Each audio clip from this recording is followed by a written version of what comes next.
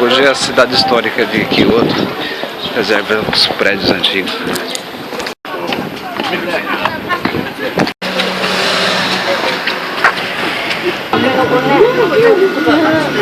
Máquina é essa, hein? Interessante. É um peixe assado. Deve ter uma delícia. Também guia, será? Good. Bastante comida aqui. Pronta.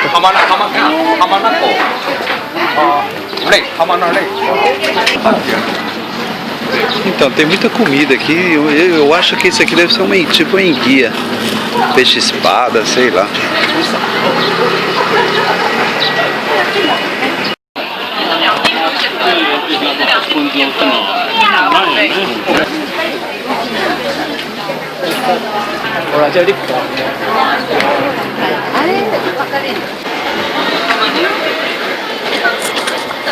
Então, aqui é bem parecido com o Embu das Artes em São Paulo.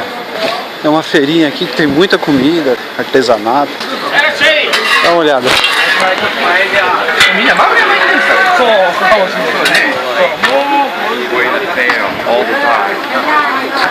Isso aqui parece um trem.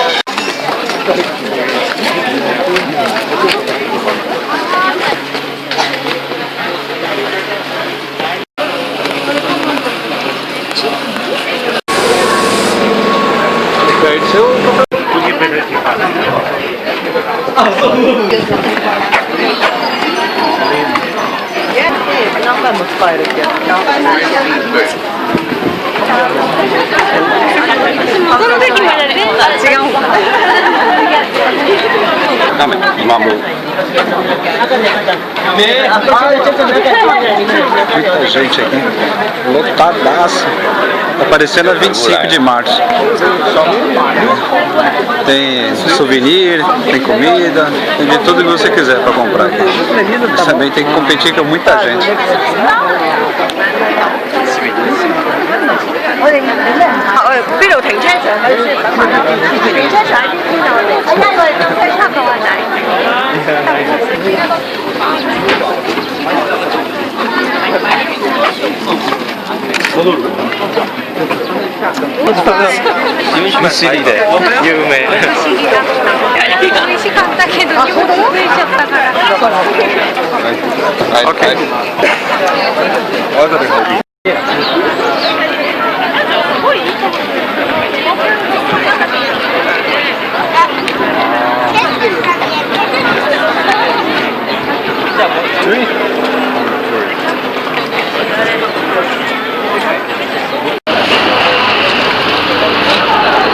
Esse bairro é do bairro mais antigo de Kyoto.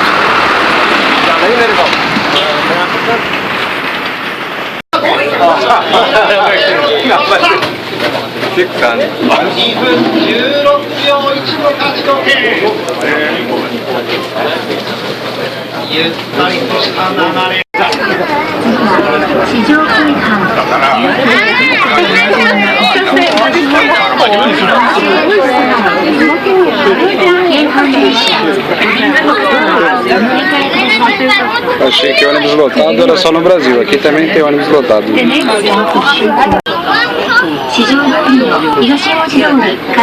Uma coisa que dá pra perceber aqui é que muita gente na rua, é muita gente na rua, o tempo todo a calçada tá lotada, pode dar uma olhada. Olha aquele sakura, olha só que linda.